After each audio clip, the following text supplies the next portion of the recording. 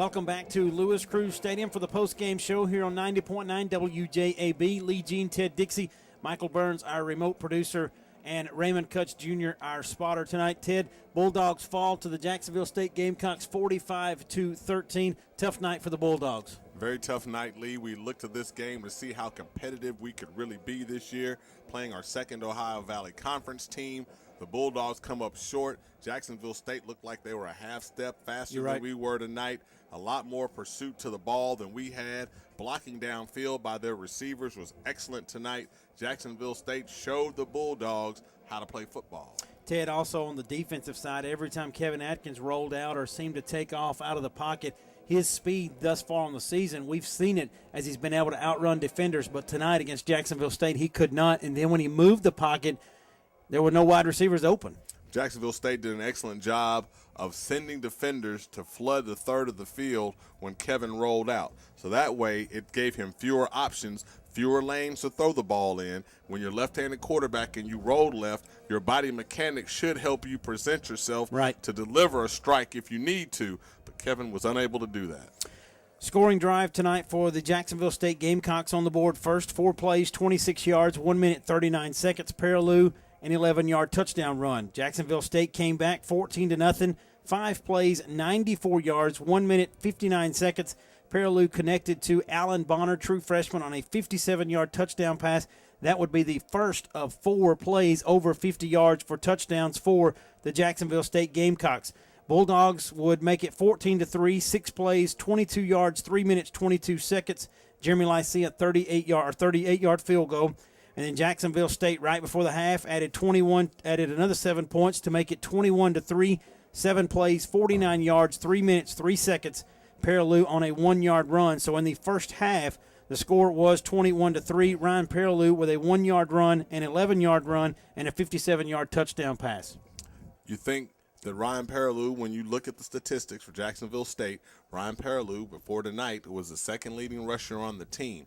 Well, that spread formation has gotten to be very popular in college football. Right. Ryan Perilou he didn't do this at LSU, folks. We didn't see him run the ball a lot. Coach Crow, who coached Bo Jackson when he won the Heisman Trophy, has put that spread formation in his offense. We didn't see that last year, and Ryan Perilou has executed it. Out of the halftime, the Bulldogs would get the opening drive. Ulysses Banks fumbled it. And Jacksonville State, 4 plays, negative 5 yards, 1 minute, 2 seconds. Tatum, 37-yard field goal. They led 24-3. Bulldogs would respond, Ted, 6 plays, 62 yards, 2 minutes, 48 seconds. Jeremy Lycia, a 32-yard field goal. That made the score 24-6. Bulldogs still in it. And then here came the backbreaker. On a third down play, I think, 4 plays, 67 yards, 1 minute, 43 seconds.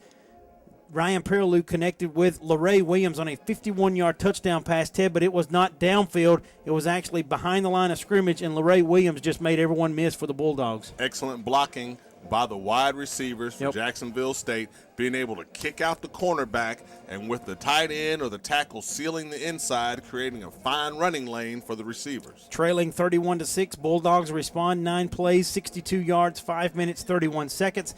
Atkins on a 2-yard naked bootleg touchdown run. 31-13 was the score. And then Jacksonville State would add on 2 more late.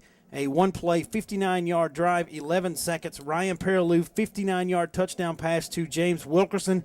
And then a 64-yard punt return by Alan Bonner that put it at the final score of 45-13. They had 4 plays for touchdowns over 50 yards. Big plays tonight for the Gamecocks. And the bright spot for the Bulldogs tonight would have been that 9-play drive that ended with Kevin Atkins and a 2-yard touchdown run. Fine setup against a fine defense. So we don't leave this game with any hope like, oh, my goodness, our 2-0 was a total mirage. It's not a true indicator of what we can be this season. No, we're 2-1 now, and we still have a fine football team. Ted, Coach Jones told us in the pregame this is the toughest 0-2 team he has ever coached against. Not just the Bulldogs. In all of his years of coaching, the toughest 0-2, a very fine football team Jack Crow has put together at Jacksonville State. And they showed it tonight, beating the Bulldogs 45-13. And it's a crying shame, Lee, that Jacksonville State cannot go to the playoffs if they win the OVC, or they can't be part of that 16-team tournament for the national championship because they have not made satisfactory academic progress as deemed by the NCAA. Therefore, they are on probation. You know, they were the last team left out last year, and this year they will not go because of academic probation spoken of by Ted Dixie. Let's take our first time out of the post-game show. When we come back, we will get you some final stats, and we'll wrap it up from Lewis Crew Stadium. Bulldogs lose 45-13 to the Jacksonville State Gamecocks. This is the Alabama A&M Network.